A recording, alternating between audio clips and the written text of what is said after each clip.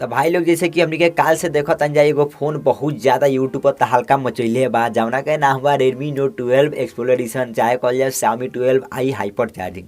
देखो लो भाई लोग सबसे ज्यादा बवाल तो ये होता है कि भाई 210 वाट के चार्जर लॉन्च कर लिया भाई, कितना मजा आ गई। 200 MP के कैमरा लगे बा, कितना ज्यादा मजा आ गई। लेकिन भाई लोग रुक जालो, ठहर जालो, सबर कर लो, कैसे हमनी के 210 वाट के चार्जर के साथ हमनी के चुतिया बनावल जाता आज हमनी के जानल जाई पूरा स्टेप बाय स्टेप। देखो लो भाई लोग हम रेडमी से नफरत ना करे नहीं वैसे, लेकिन कोई मामले में मतलब घटिया भी काम के लिए बा, मतलब बहुत ज़्यादा रेडमी घटिया काम के लिए बा, चुतिया भी बनावला बहुत ज़्यादा। जैसे कि रेडमी बहुत सारा चीज़ बा जौन की फ़ोन मार्केट में सबसे पहले निकालेला। जैसे रेडमी के Note 7 Pro हमनी के पता रहे कि 48 MP वाला जौन कैमरा निकल रहे सबसे पहले, मतलब कि 48 MP का कैमरा उड़ा ना आवत रहे तो मतलब बवाल कर रहे, बहुत सारे बवाल कर बा। वैसे ही हाइपर चार्जिंग के बवाल होता जौन की ई भाई तो बिल्कुल ही घटिया बा। मान से नहीं 48 MP वाला कैमरा सही रहे, लेकिन ये तो बिल्कुल ही गलत बात। चलो भाई लोग बताओ तनी का स्पेसिफिकेशन बा का घटिया पा सब कुछ जानल जाए आज के ई वीडियो में। तो चलो लोग भाई लोग सबसे पहले हमनी के एक डिस्प्ले देख लीजिए। देखो लो भाई लोग इमें लागल बा 66 इंच के वो फुल HD प्लस 10 बीट वाला ओलेड डिस्प्ले जोन की बात हलो कि 120 हर्ट्ज रिफ्रेश रेट के साथ 900 निट ब्राइटनेस भी बा। देखो लो भाई लोग वैसे हमनी के देखें जाए तो नोट सीरीज के जो डिस्प्ले वाला काफ़ी हद तक अच्छा वाला यो अच्छा बस सब कुछ मालूम सही बा। बस 144 हर्ट्ज रिफ्रेश से डेल जो की काफ़ी हद तक अच्छा बा, लेकिन देखिए तो चलो कोनो दिक्कत नहीं है डिस्प्ले के मामले में, हम कमी ना कहें, सही है बा डिस्प्ले मीडियम में बा, काफ़ी हद तक अच्छा बा। धूप वगैरह में भी साफ वगैरह दिखाई देला।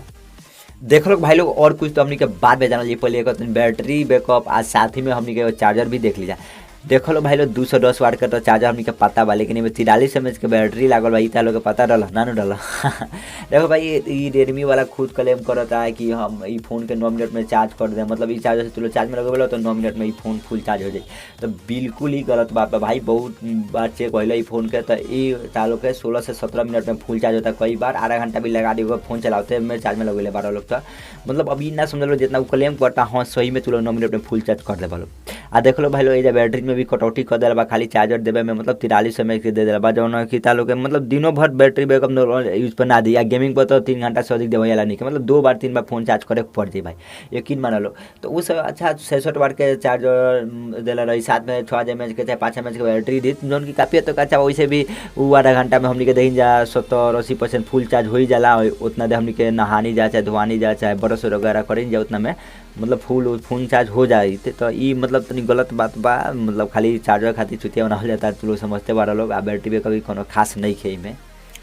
देखो लोग भाई लोग इमें लागल बा मीडियाटेक का डायमेंसिटी 1080 वाला 5G प्रोसेसर जो उनकी 6 नंबर बेस प्रोसेसर बा, जाना मतलब नॉर्मल में गेमिंग कर पाए लोग, मतलब हाई लेवल तक गेमिंग ना कर पाए लोग, मतलब नहीं देखिए क्वालकॉम प्रोसेसर वाला जो प्रोसेसर वही के मीडियम में ये प्रोसेसर बा, जो कि ज़्यादा कोनो हाई लेवल पर नहीं है प्रोसेसर मीडियम में बा। LPDDR4H के रैम सपोर्ट बा, UFS 2.2 वाला जो स्टोरेज बा वो बाई में, मतलब ये सब बा नॉर्मल में जितना भी चीज़ बा, कोनो ज़्यादा हाई लेवल पर कुछ नहीं लगावल गई फोन में। देखो लोग भाई लोग और कैमरा में भी काफ़ी हद तक बवाल को लेबा, कहता जो 200 MP वाला कैमरा ये वाला फोन।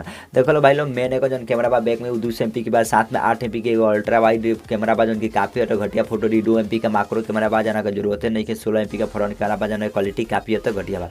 और वैसे ही हमने के देखें रेडमी के फोन में जो 16 MP का कैमरा रहा काफ़ी हद तक क्वालिटी घटिया दिला था, लोग पता है लो लाइट कंडीशन में कितना ज़्यादा घटिया दिला। तो फ्रंट में ही घटिया बा, बैक में तो नहीं अच्छा बा 200 MP वाला। आ दूगो जो अल्ट्रा वाइड आ माइक्रो दिला जाना के मतलब कि बिल्कुल ही घटिया बा। अल्ट्रा वाइड दिला बा चल सही 50 MP के दी, तो नहीं अच्छा क्वालिटी में दी तो अच्छा रही।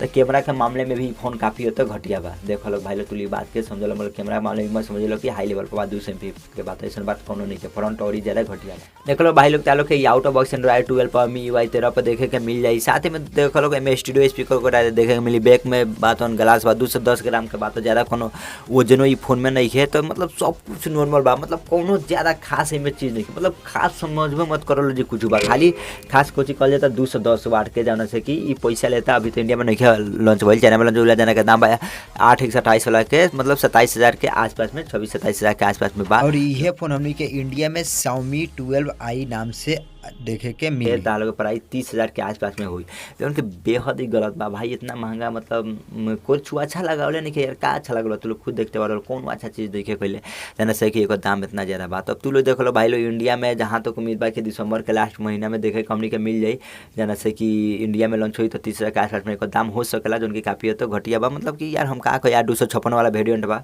तो अब देखल जाए इंडिया में आवता कौना दाम पे आवता, कैसन आवता, का एमे और कुछ बदलाव करता सन कि ना, NFC वगैरह भी देले बा, 5G भी है ई फोन। तो अच्छा बा, चलो इंडिया में आवला तो अच्छा से कर रिव्यू कइल जाई। तो देखो लोग भाई लोग, ऐसन के टेक्निकल इन्फॉर्मेशन वाला वीडियो हमार चैनल पर पूरा पूरा भोजपुरी में देखे के मिल लेला। तो तू लोग समझो लोग कितना मजा ला बात बा। इससे भाई लोग हमारे चैनल के सब्सक्राइब करके बेल आइकन के दबा दो लोग। तो चलो लोग भाई लोग मिलते हैं तालो से एगो अगला वीडियो में, कमेंट करके बताइए तालो के वीडियो कैसे लगल। तब तक खातिर बाय बाय, जय हिंद, जय भारत, जय बिहार।